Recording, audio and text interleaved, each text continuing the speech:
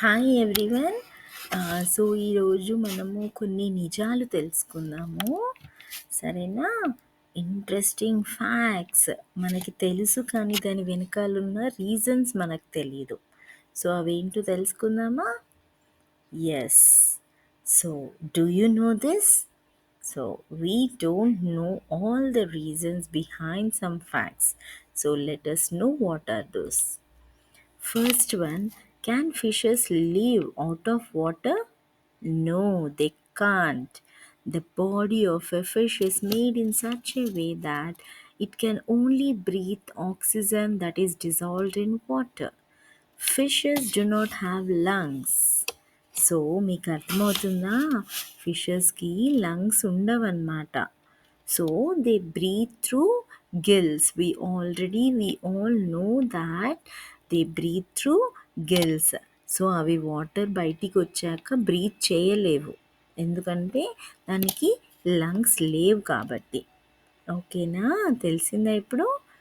What is the difference between ఆ discovery and invention? మనము ఈ వర్డ్స్ యూజువల్గా మనం యూజ్ చేస్తాము. డిస్కవరీ అంటే ఏంటి, ఇన్వెన్షన్ అంటే ఏంటి? సో ఈ రెండుటి మధ్యలో ఉన్న డిఫరెన్స్ ఏంటి అంటే, ఆ discovery is finding something that already existed but nobody had found before. అంటే అది ఆల్రెడీ ఉంది, కానీ ఎవరికీ అది ఉందని తెలీదు. దాన్ని డిస్కవర్ చేయడాన్ని డిస్కవరీ అంటాము. అండ్ ఇన్వెన్షన్ అంటే ఏంటంటే, and invention is creating something totally new with once own new ideas. అంటే మన ఐడియాస్తో మనం ఏవైతే కొత్తగా తయారు చేస్తామో దాన్ని ఇన్వెన్షన్ అంటాము. ఓకేనా? And why is sky blue colour? మీ అందరికీ తెలుసా స్కై ఎందుకు బ్లూ కలర్లో ఉంటుందో? నేను చెప్పనా? Sunlight is made of 7 colours, and when it reaches earth's atmosphere it gets scattered in all directions. Out of these, the color blue is scattered the most. So the sky appears blue. అంటే sunlight అనేది మనము light white కలర్లో ఉంటుంది అనుకుంటాం కదా, కానీ sunlight అనేది 7 colours ఉంటుందన్నమాట. అది మన ఎర్త్స్ అట్మాస్ఫియర్కి వచ్చేసరికి ఏమవుతుందంటే అన్ని డైరెక్షన్స్లో స్ప్రెడ్ అయిపోయినప్పుడు ఎక్కువగా బ్లూ కలర్ అనేది స్కాటర్ అవుతుంది, అంటే మనకు కనిపిస్తుంది, ఎలివేట్ అవుతుంది. సో అందుకని మన స్కై అనేది మనకి బ్లూ కలర్లో కనిపిస్తుంది అనమాట. ఓకేనా? And what is tanning? జనరల్గా ఈ వర్డ్ సమ్మర్ సీజన్లో మనం ఎక్కువగా వింటూ ఉంటాము, ట్యాన్ అయిపోతాము అని. అవునా? అదేంటో చూడండి. ఇక్కడ మీకు రైట్ సైడ్ ఒక అమ్మాయికి ఇక సైడ్ వైట్ కలర్ ఉంది, ఇక్కడ కొంచెం బ్రౌన్ కలర్ ఉంది, కనిపిస్తుంది కదా? అదేంటంటే tanning is nothing but golden brown colouring of a skin when it is exposed to sunlight for a long period of time.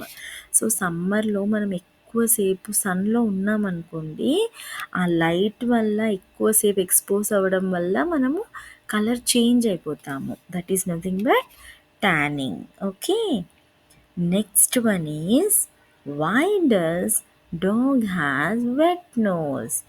ఇది భలే ఇంట్రెస్టింగ్గా ఉంది కదా క్వశ్చన్. ఎందుకు డాగ్ నోస్ అనేది వెట్గా ఉంటుంది? మీరందరూ టచ్ చేసే ఉంటారు కదా. ఎందుకంటే they ooze a liquid from their nose that helps their sense of smell. అంటే అది దాని నోస్లో నుంచి ఒక లిక్విడ్ అనేది వస్తుందన్నమాట. దేనివల్ల అయితే అది స్మెల్ అనేది సెన్స్ చేస్తుందో దాని ఆ లిక్విడ్ వల్ల దాని నోస్ అనేది వెట్ అవుతూ ఉంటుంది. ఓకేనా? And it also helps them cool down. దాని టెంపరేచర్ బ్యాలెన్సింగ్ కూడా ఈ లిక్విడ్ యూస్ అవుతుంది.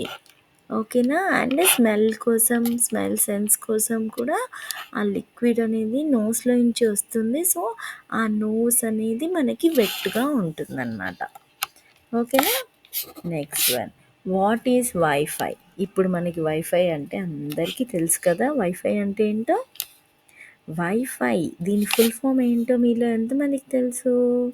నేను చెప్పనా? వైఫై అంటే వైర్లెస్ ఫైడిలిటీ. ఓకే.